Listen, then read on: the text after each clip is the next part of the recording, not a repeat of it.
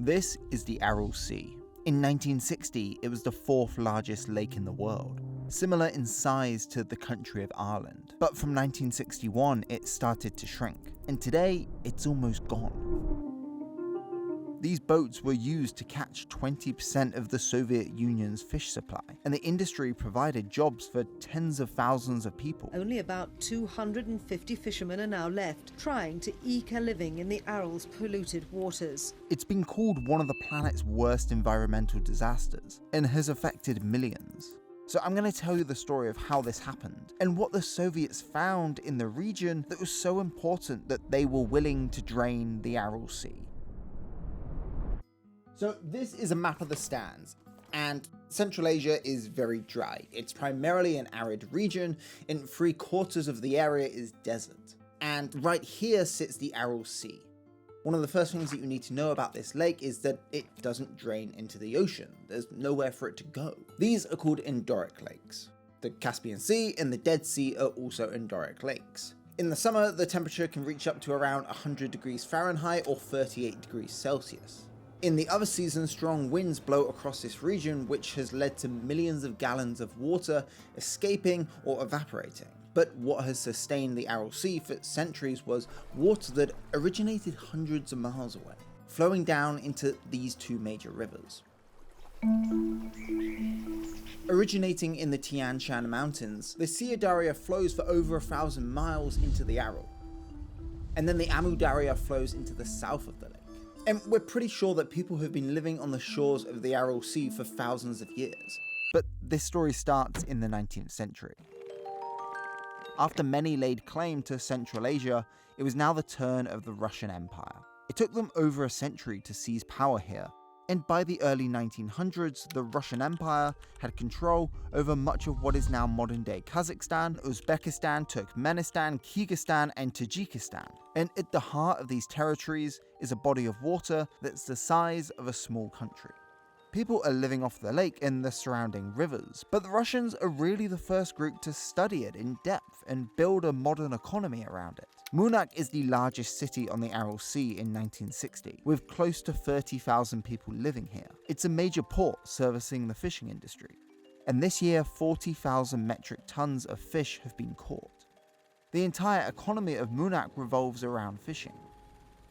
And the thing is, this lake isn't just important to the people that live here, but it provides a stable economy and regulates the climate for the wider basin, which extends into several republics and countries, and is home to almost 14 million people. Despite building this thriving industry, the Russians were pursuing a much grander vision.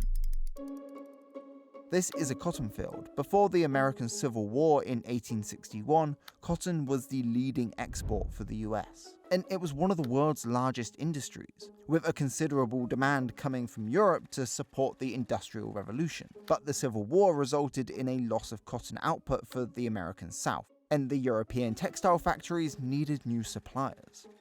Cotton is also found in oases across the Aral Sea basin, but in much smaller quantities, and it's only used for producing textiles in local villages. After colonizing the region, the Russians discovered these pockets of fertile land and calculated if they exploited it as much as possible, they could emerge as a global player in the industry.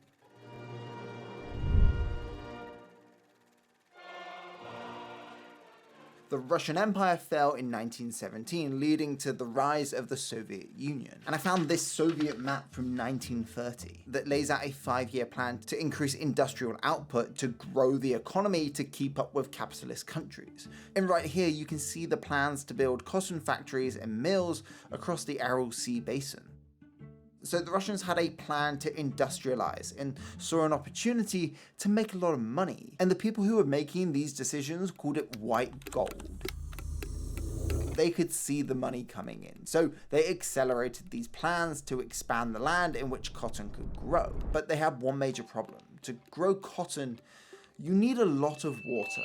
Cotton is an extremely water-intensive crop. For example, it can take 2,700 liters of water to produce just one t-shirt. And expanding into uncultivated land in a region that is essentially a desert means that they would need to find a lot of water to irrigate the land. So these Soviet planners turned to the two major sources of water, the Sea Daria and the Amu Daria. They started building canals in multiple locations along these rivers to redirect the water, making huge areas of uncultivated land now fit for farming. By 1961, farmers in Central Asia have all but stopped farming anything but cotton, and millions of gallons of water are now being diverted along these man-made rivers and away from the Aral Sea. On top of all of this, the Soviet Union has centralized all its decision-making in Russia, killing any sense of local accountability. Farmers are getting into bad habits, wasting tons of water, and in 1 year, the amount of water fed into the Aral has dropped by 50%. And for the millions of people living within the basin, their lives are about to be drastically altered.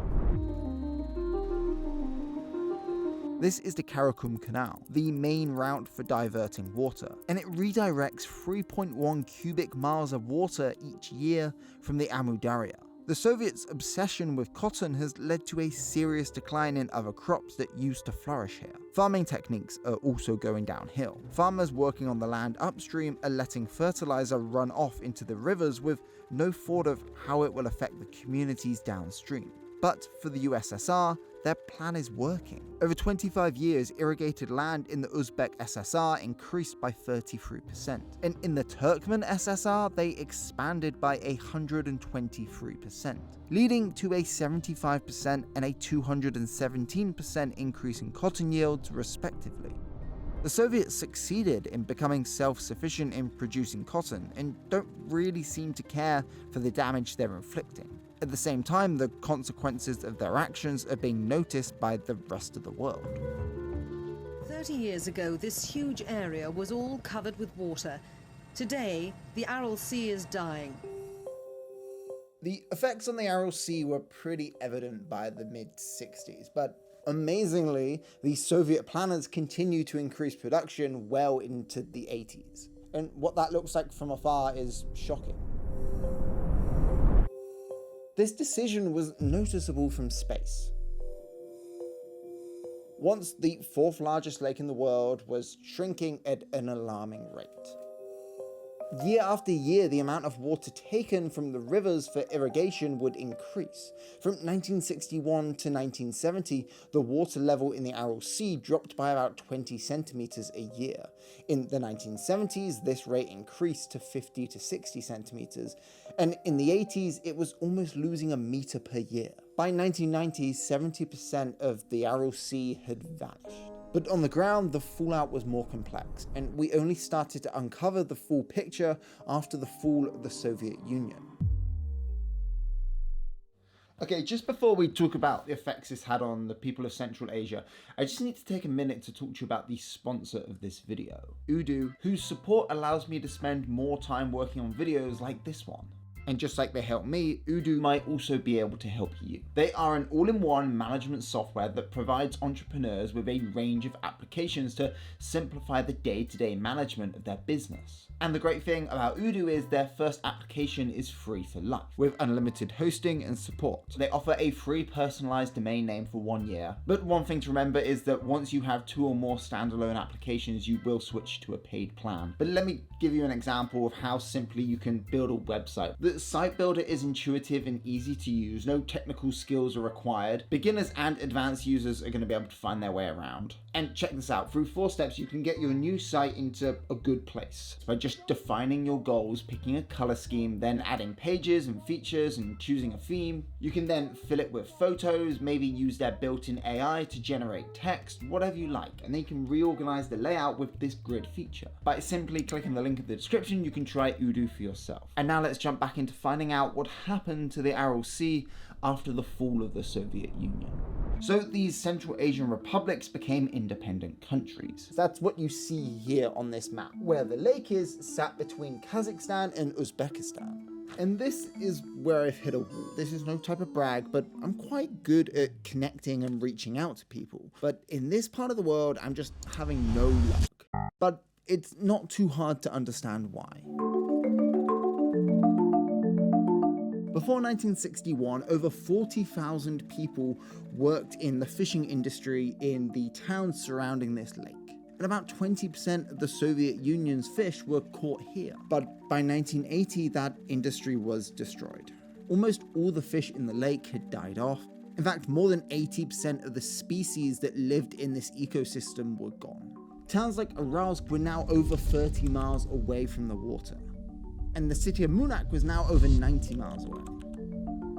Munak's population has more than halved since 1960. The city survived on fishing, and once the waters retreated, so did the people. Today, the Aral Sea looks more like something you would see in a movie depicting a nuclear fallout. When I look up Munak on Google Maps, this is a suggestion that pops up.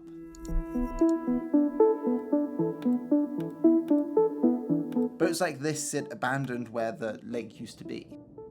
The Aral Sea has now become a dark tourist destination, with a weird irony that this is now one of the few ways to make money in the city. The other is by extracting and selling salt. But this layer of minerals that's been left behind on the seabed is toxic, and has affected the life of millions across the entire basin. As the environmental issues deteriorated, so did the health of many people living within the basin. In 1985, after speaking to health professionals, journalists discovered that in this part of Uzbekistan, rates of different types of cancer were several times higher than the national average. And they linked this directly to the high salt and polluted particles in the air. New diseases emerged that we had never seen in high numbers, especially related to breathing. My husband's got chronic bronchitis. You can't see salt in the air, but you feel it on the skin. What they worked out was that the strong westerly winds that are present here pick up the salt from the seabed when it's dry and carry it into the town. And during severe winds, these salt storms travel for hundreds of miles, affecting crops and communities across the entire basin. Over the decades, other health issues have all been linked to the decline of the Aral. As of 2020, the disaster has affected more than 33 million people that now live within the Aral Sea basin. According to the UN, people have seen their health, jobs, and living conditions literally go down the drain. In the 1980s, Central Asia's production of cotton reached 9 million tons, making it the world's fourth largest provider. Uzbekistan was the largest producer during the cotton boom of the 1980s, and despite its pretty bad human rights record, it's still one of the world's top producers today. It makes up a substantial amount of the economy for the country, and the water to irrigate the land still flows through the canals, with almost none of it now reaching the Aral Sea. You can see on this map of how the Aral has now been split into two: the North Aral Sea in Kazakhstan and the South Aral Sea in Uzbekistan. And the Aral Sea will never return to what it was. The South Sea is almost completely dried out. But I've been looking for a positive story hidden in this catastrophe, and I've managed to connect with a photographer who has documented a turnaround in the Aral Sea.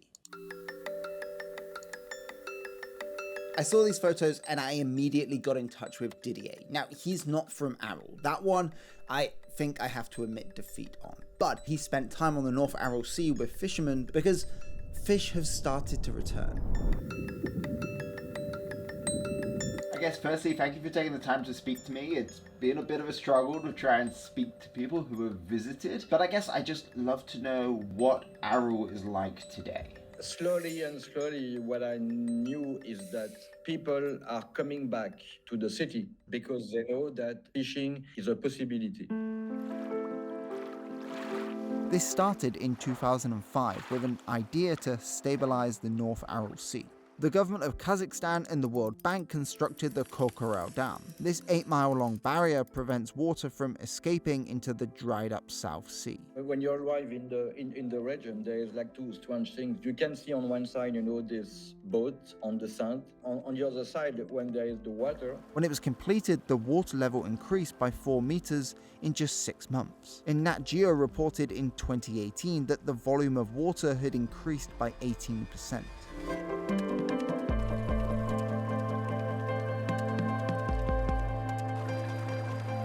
And the nearest town of Aralsk, which at one point was 30 miles away, is now just 9 miles from the lake. And the health of the community here has also improved. But you can see life is there. People are happy because they fish, because they can build their house, can buy camels, they can travel. They can sell, they can live. There are ongoing efforts to try and fix this disaster as much as possible, but the ramifications are now shared between the 5 Central Asian countries, of which the Sea Darya and the Amu Darya flow through, all with their own agendas and ideas, and the flow of water has led to pretty poor political relationships between some of them. It's pretty hard to end this story on a high when what is now essentially a desert 6 decades ago sat the 4th largest lake in the world. But speaking with Didier about his time documenting the returning of fishing in the North Aral Sea left me with so much admiration for the resilience and perseverance of these communities that had their entire lives flipped upside down and then either chose to just stick around or return once nature had the chance to flourish again.